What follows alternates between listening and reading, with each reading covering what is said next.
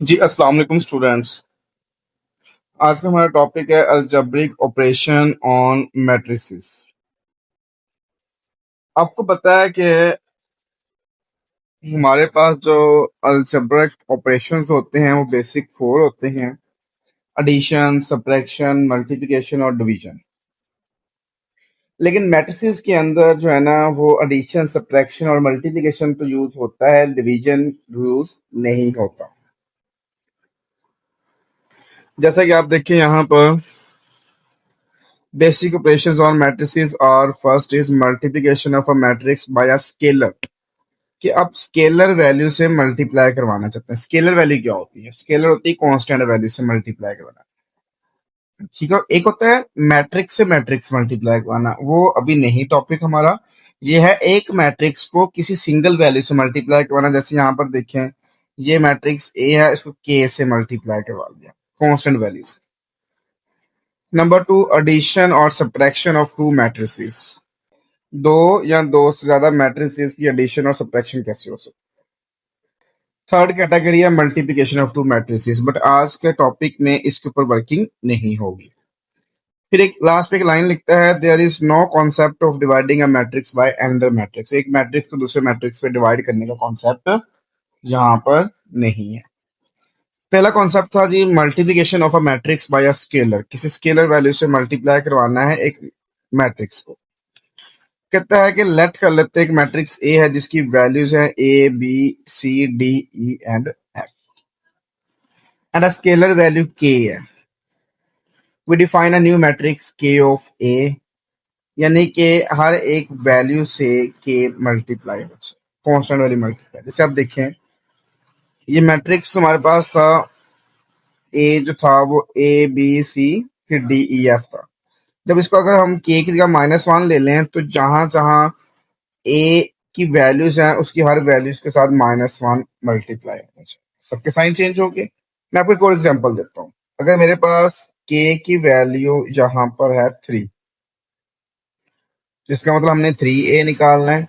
और जब हमें 3a निकालना है तो a की जितनी वैल्यूज हैं, क्या है जी, a है वो भी 3 से मल्टीप्लाई, b को भी 3 से मल्टीप्लाई, c भी 3 से मल्टीप्लाई, d को भी 3 से, e भी 3 से और f भी 3 से। ये होता है स्केलर वैल्यूज को किसी मैट्रिक्स के साथ मल्टीप्लाई करवाने का तरीका का। अच्छा, दूसरा हमने पढ़ा था एडिशन। एडिशन करने के लिए ना एक प्रॉपर्टी कह लें, आप एक तरीकाकार कह लें कि वो पता होगा तो फिर एडिशन होती है, अदरवाइज एडिशन नहीं होती। वो क्या चीज है जी? सेम ऑर्डर होना चाहिए। ऑर्डर हमने पढ़ा था पिछले एक्सरसाइजेस के अंदर कि जिसके रोज और कॉलम्स की तादाद सेम होगी। कहता है if A and B are two matrices of the same order, this can be added, इन दोनों को ऐड किया जा सकता है, देन देयर सम जो होगा वो a प्लस बी होगा। Is a matrix of the same order, उसी ऑर्डर का, जैसे सपोज दैट क्वेश्चन में ऑर्डर है 2 by 2, आंसर भी 2 by 2 का आएगा। They are said to be conformable. अच्छा, कन्फर्मेबल, अगर मैं यहां पर सिर्फ ये स्पेलिंग देखूं, CONFORM, कन्फर्म करना है आपने। वैसे FIRM होता है, लेकिन यहाँ पे स्पेलिंग पॉइंट ऑफ व्यू से बात करें, कन्फर्मेबल होता है कि एक बात कंफर्म की जा सकती है फॉर एडिशन की पॉसिबिलिटी है या नहीं है। ये क्वेश्चन भी आ सकते हैं आपके पास कि एडिशन जो होती है मैट्रिसेस की कब पॉसिबिलिटी होती है या कब कब कंफर्म बात की जा सकती है कि एडिशन है या नहीं है। तो उसका बेस्ट क्या होता है जी? उसका ऑर्डर सेम होना चाहिए। अब बात अगला टॉपिक, करना क्या है फिर?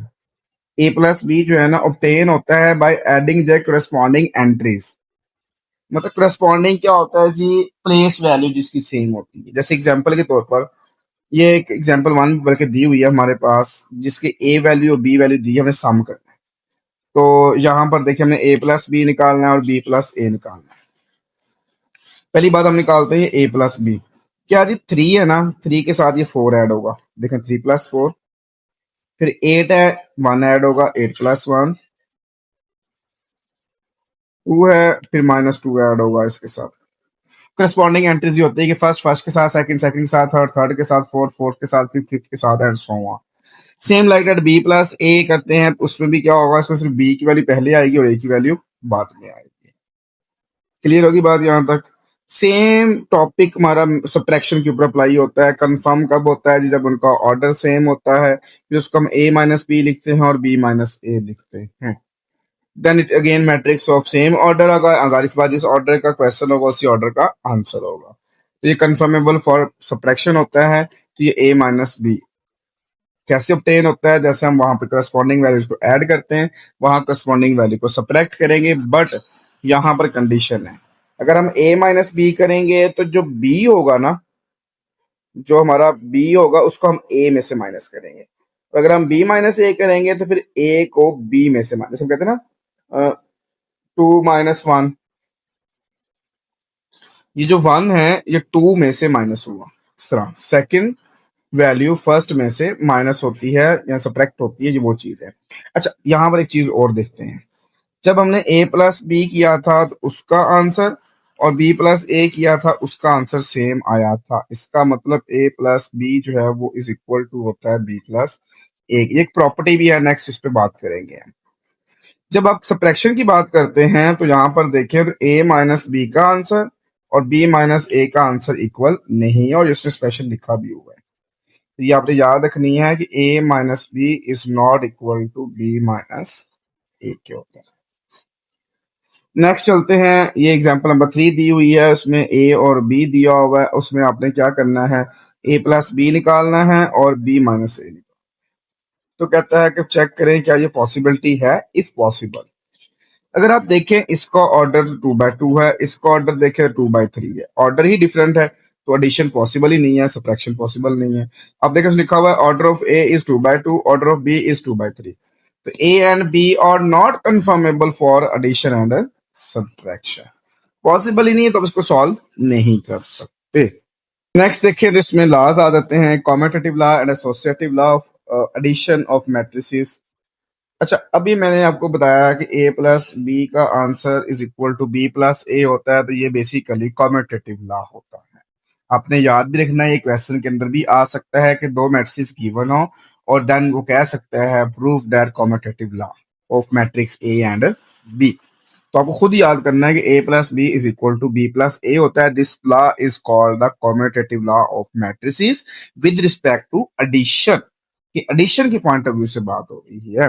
जैसे आप देखिए, ये एग्जांपल ए है, ये बी दिया हुआ है, ठीक है। फिर जब उसने a प्लस बी निकाला तो उसने वो a की वैल्यू को 1 को 3 में ऐड किया, 4 आ गया, ये देखे। फिर 2 को 1 में ऐड किया, 3 आया, ये आ गया। 3 प्लस 3 किया तो 6 आया, तो ये आ गया। ऐसा so on corresponding values add की और ये फर्स्ट आंसर आ गया।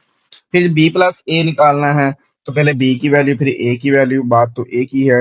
हमारे आंसर दोनों सेम आ जाएंगे, सो लास्ट में हम लिख देंगे from 1 and 2 a plus B is equal to B plus A. तो ये कॉम्यूटेटिव लॉ ऑफ एडिशन होता है फॉर मैट्रिसेस जो कि होल्ड करता है, लेकिन सब्ट्रैक्शन में ये होल्ड नहीं करता। एज ऑब्जेक्टिव भी याद रखना है।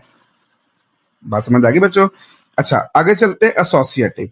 एसोसिएटिव में 3 वैल्यूज होती हैं। ये होती है जी ये a प्लस बी प्लस सी। अच्छा, ऐसा ना इसमें सिर्फ ब्रैकेट का फर्क होता है। ये देखो मैं लिख रहा हूँ ना, a प्लस बी प्लस सी दोनों साइड पे सेम है, फर्क ब्रैकेट का। अगर यहाँ b प्लस सी ब्रैकेट में है तो यहाँ a प्लस बी ब्रैकेट में होगा।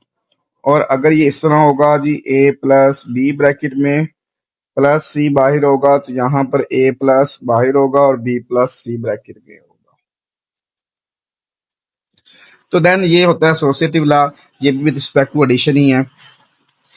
कहता है this law is called associative law of matrices with respect to addition.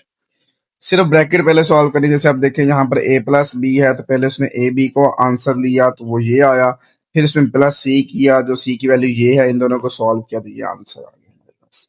दूसरा, पहले b प्लस सी को सॉल्व करना है, ये वाला, इसको सॉल्व किया तो ये आंसर आया। जो फर्स्ट वैल्यू a की है, इसको सॉल्व किया, ये आंसर आया। दोनों आंसर हमारे सेम है, जिस वजह से हम कह देंगे कि a plus B plus C is equal to a plus B plus C with brackets. ये भी associative law of addition for matrices hold करता है। नेक्स्ट देखें तो एडिटिव आइडेंटिटी। बेसिकली एडिटिव का मतलब ऐड करना होता है, आइडेंटिटी होता है वो वैल्यू जो यूनिक होती है। जैसे एग्जाम्पल के तौर पर एडिटिव आइडेंटिटी, वो वैल्यू जो क्वेश्चन में ऐड हो और क्वेश्चन में कोई तब्दीली ना आए। जैसे मैं नंबर्स की बात कर रहा हूँ, 2+0 आंसर 2 रहेगा, 3+0 आंसर 3 रहेगा। इसका मतलब ये जीरो वो वैल्यू है जो किसी कांस्टेंट के अंदर ऐड होता है तो उससे फर्क नहीं पड़ता। अब यहाँ पे मैट्रिक्स की बात हो रही है तो वो जीरो मैट्रिक्स होगा। आपने पढ़ा था नल मैट्रिक्स, जीरो मैट्रिक्स, वो वाला। कहता है the additive identity of matrix is a matrix which that when added to any matrix A of the same order leaves it unchange. जैसे ए प्लस ओ या O plus A, where O is the zero matrix, जिसे null matrix भी कहा था हमने, तो ये कहलाती है एडिटिव आइडेंटिटी मैट्रिक्स। इस एग्जाम्पल लेके सॉल्व किया, आंसर वही आना है। नेक्स्ट हमारे पास आता है जो टॉपिक है एडिटिव इनवर्स, यानी एडिशन का उल्ट। एडिशन का उल्ट सब्ट्रैक्शन होता है। कहता है कि the additive inverse of matrix A is another minus A. जैसे ए के अंदर हम माइनस ए ऐड करेंगे तो मेरा आंसर नल मैट्रिक्स आएगा, या नेगेटिव ए के अंदर हम ए ऐड करेंगे तो नल आएगा। जैसे एग्जांपल देखें तो ये ए दिया हुआ है, उसका नेगेटिव ए निकाला, जब आपने ए के साथ नेगेटिव ए ऐड किया तो ये नल आ गया, नेगेटिव ए में ए ऐड किया तब भी ये मैट्रिक्स नल आ। खैर ये था एक्सरसाइज 3.3 से रिलेटेड बहुत बेसिक कॉन्सेप्ट थे, क्योंकि ये चीज अगर समझ आनी थी तो आपको 3.3 समझ आनी है। अगर आपको ये चीजें नहीं समझ आएंगी तो 3.3 भी समझ नहीं आएगी। अच्छा, उसके लिए लास्ट एक लाइन जो देखें बड़ी एज ऑब्जेक्टिव भी आ सकती है कि A and negative A R additive inverse of each other. तो यहाँ ब्लैंक्स की फॉर्म में भी आ सकता है या ऑब्जेक्टिव की फॉर्म में भी आ सकता है। ये जो इनवर्स का वर्ड है इसकी जगह ब्लैंक आ जाए, ठीक है, या एडिटिव इनवर्स की जगह ब्लैंक आ जाती है और बाकी ऑप्शन आ सकते हैं, तो देन आपने इसको अच्छे से समझ लेना है। जी ठीक होगा बेटा, इंशाल्लाह। कोई प्रॉब्लम हो, कोई क्वेश्चन हो तो आप कमेंट कर सकते हैं। इंशाल्लाह एज सुन एज पॉसिबल, जितना मेरे लिए मुमकिन होगा मैं आपको जल्दी से उसका रिस्पॉन्स कर दूंगा। ओके बेटा, अल्लाह हाफिज।